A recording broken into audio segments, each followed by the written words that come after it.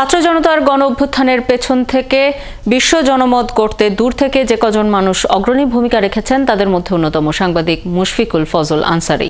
শেখ হাসিনার শাসনামলে জাতিসংঘ, হোয়াইট হাউস, পেন্টাগন এবং স্টেট ডিপার্টমেন্ট সহ গুরুত্বপূর্ণ আন্তর্জাতিক দপ্তরগুলোতে আওয়ামী লীগ সরকারের অপশাসনের কথা তুলে ধরেন তিনি। এজন্য তিনি পরিবার সহ নির্যাতনের শিকার হয়েছেন। দীর্ঘ নির্বাসন শেষে সম্প্রতি দেশে ফেরেন তিনি। শুক্রবার জাতীয় প্রেস ক্লাবে তাকে সংবর্ধনা জানান তার শুভাকাঙ্ক্ষীরা। আরও জানাচ্ছেন রহিম Rumon.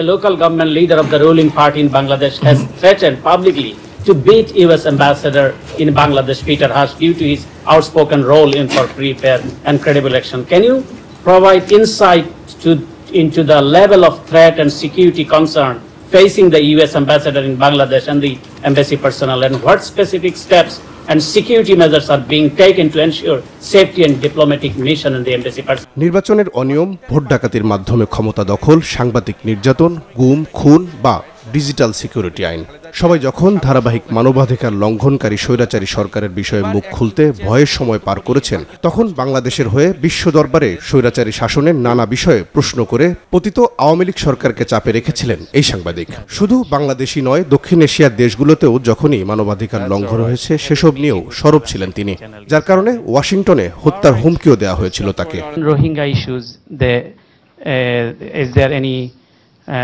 discussion about the human rights situation of Bangladesh and voting rights as Bangladesh is facing these challenges? Chief Justice of Bangladesh forced to go on leave and leave the country, and the former Prime Minister of Bangladesh and the main opposition leader Begum Khaleda Zia government issued against arrest warrant against her. What is your comment about the press freedom situation in Bangladesh? Bangladesh is in the last position in the South Asia. গেল এক যুগে এমন বহুবার জাতিসংঘ, white house, Pentagon ও state department সহ গুরুত্বপূর্ণ আন্তর্জাতিক দপ্তরগুলোতে তাকে দেখা গেছে প্রতিবাদের সামনের সারিতে। বলা হয় তিনি একমাত্র ব্যক্তি যাকে দমাতে বারবার ব্যর্থ হয়েছিল আওয়ামী লীগ সরকার। I want to draw your attention in New York Times detailed report titled "Quietly Crushing a Democracy, Millions on Trial in Bangladesh," including the former Prime Minister and the Nobel laureate Professor Muhammad Yunus facing judicial harassment and 180. Sheikh হাসিনার শাসনামলে রোষানলে পড়ে দেশ ছেড়ে এই সাংবাদিক আন্তর্জাতিক অঙ্গনে সরকারকে জবাবদিহির মুখে ফেলায় হেনস্থার শিকার হয়েছিলেন তার পরিবারের সদস্যরাও।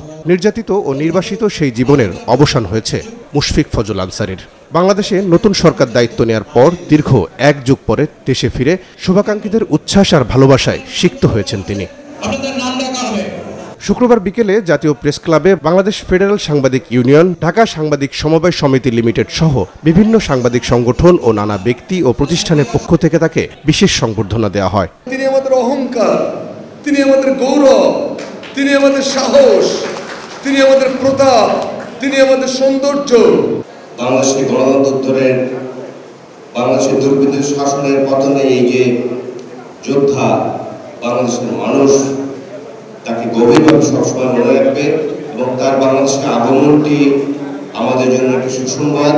বাংলাদেশে প্রত্যাবর্তনের পর মুশফিকুল ফজলের সংবর্ধনা অনুষ্ঠানে অংশ নিয়ে তাকে বাংলাদেশের হিরো দাবি করেছেন জাতীয়তাবাদী দলের মহাসচিব মির্জা ফখরুল ইসলাম আলমগীর। বলেন, স্বৈরাচারী শাসনামলে দেশের মানুষের আশার আলো ছড়িয়েছিলেন গুণী এই সাংবাদিক। মুশফিক ইজ এ হিরো আমাদের কাছে, এই দেশের মানুষের কাছে, এই গণতন্ত্রের সংগ্রামের ক্ষেত্রে সে আমাদের কাছে হিরো। এই জন্যে যখন আমরা সবাই অত্যাচারে, নির্যাতনে, নিপীড়নে, রাজনৈতিক কর্মী, নেতা সবাই হতাশ হয়ে পড়তাম মাঝে মাঝে, তখন সে আমাদের মধ্যে সে আশার আলো জাগিয়ে তুলত।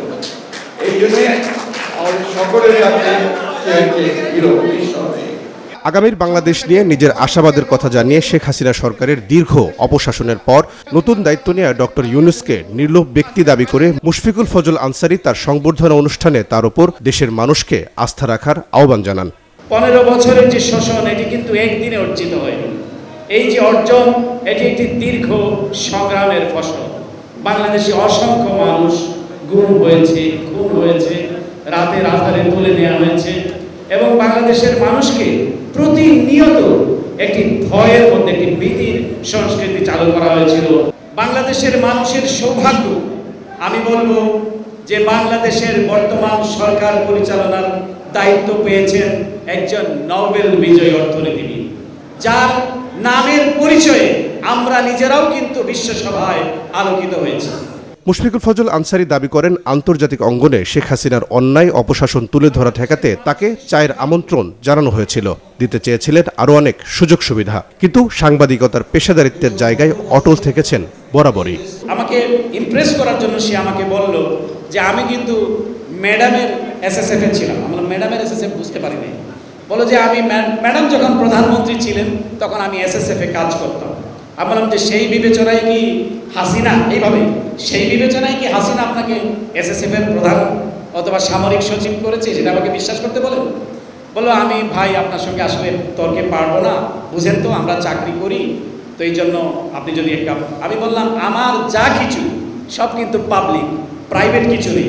আমি অবশ্যই শেখ হাসিনাকে দাওয়াত গ্রহণ করব, সেটা পাবলিকলি আমি তার প্রেস কনফারেন্সে যাব এবং প্রেস কনফারেন্সে গিয়ে আমি পাবলিকলি তার সাথে কথা বলব। সংবর্ধনা অনুষ্ঠানে নিজ দেশের গণমাধ্যম নিয়ে কথা বলতে গিয়ে তিনি দাবি করেছেন, শেখ হাসিনার স্বৈরাচার হয়ে ওঠার পেছনে ভূমিকা ছিল অনেক গণমাধ্যমেরও। সেসব বন্ধ না করে নিজের পরিকল্পনার কথাও জানান তিনি। আমি চাই প্রতিটি মিডিয়া, ইলেকট্রনিক হোক অথবা প্রিন্ট হোক, তারা তাদের স্বমহিমায় প্রতিষ্ঠিত হবে পেশাদারিত্বের ভিত্তিতে।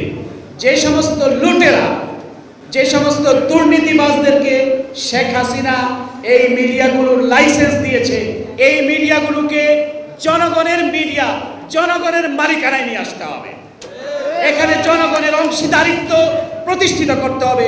ছাত্র জনতার গণ অভ্যুত্থানে অর্জিত বিপ্লব থেকে নিজেদের অধিকার বুঝে নেওয়ার সময় এসেছে জানিয়ে সব সাংবাদিককে ঐক্যবদ্ধ থাকার আহ্বানও জানান গুণী এই সাংবাদিক। কোনো ব্যবসায়ী মুনাফা লাভের জন্য অথবা তার চোরা কারবারির উইপেন হিসেবে এই মিডিয়াটি যাতে ব্যবহার না হয়। রহিম রুমন, ৭১, ঢাকা। আপনাদের অনেকের সঙ্গে যোগাযোগ হতো।